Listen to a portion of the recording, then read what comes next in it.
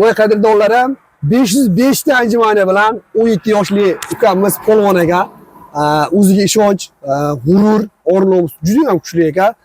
Men ukamizga qo'yil qolganim, oxirgi nuqta teri tomchisigacha to'xtamadi, yiqilib bo'lgungacha qildi. Ukamizga meni qiziqtirgan savol. Sizni mana shu rekord yangilashingizga, challenge rekord yangilashingiz 505 ta. Bu 209 dan 2,5 barobar ko'p degani. Shuncha ko'p anjumani qilishingizga sizga ishonch, ruh, kuch qaydan paydo bo'ldi? Qachondan qanaqa motivatsiya bilan mana shu yerga sizga turtki bo'lishiga nima paydo bo'lib, turtki bo'lishiga yetib keldingiz?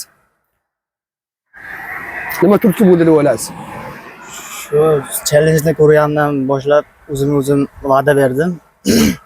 Inshaalloh shu rekordni yangilayman deb har kuni shug'ullandim, tayyorlandim. O'zimga o'zim motivatsiya berdim. Nimaga tushdimmi, qaytib chiqaman deb. Malades. Pastga tushdim, tevaga chiqaman inshaalloh deb o'zimga o'zim turtki berdim.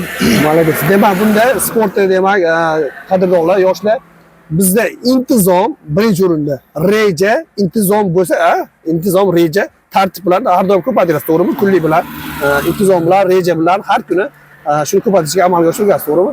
Xo'p, siz shu tengqurlaringizni yoshlarga shu anjumanini sonini ko'paytirishga, shunaqa intizomli, tartibli, ruhiyatni, ishonchni o'ziga orttirib, kuchli bo'lishiga qanaqa maslahatlar bera olasiz tengqurlaringizga?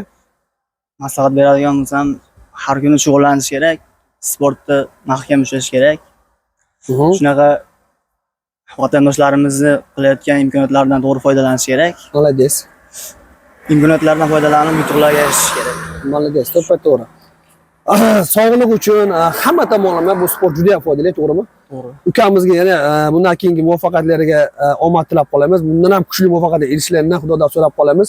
Xudo xolasa nasib qilgan bo'lsa, skuterni o'zimiz olib borib, ota-onalarni, xalqqa, qarindosh urug', mahalladagilarni hammani oldida, maktablarning oldida, tengqurlarning oldida tantana ravishda topshiramiz. Xudo xolasa nasib turgan bo'lsa, ukamizga omad tilaymiz.